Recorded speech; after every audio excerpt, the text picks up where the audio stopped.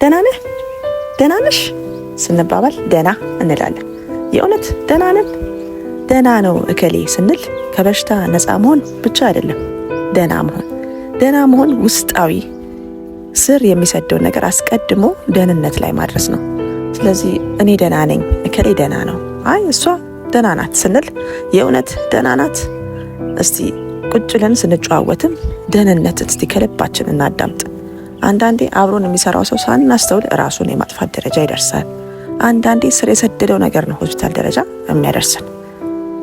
ደም ግፊት ቢሆን፣ ስትሮክ ቢሆን፣ ስኳር ቢሆን፣ የተለያየው በሽታ የአእምሮን በሽታ ቢሆን፣ መጥፎ ነገር ውስጥ የመግባት ጉዳይ ቢሆን የእውነት ደህና ነኝ እያለን ግን ደህና ሳንሆን ቀርተን ነው። ስለዚህ ደህና ነኝ እከሌ ደህና ናት ስንል እያስተዋልን ደህና ካልሆነን አስቀድመን መፍትሄ መፈለግ ያስፈልጋል፣ የባሰ ነገር ሳይመጣ።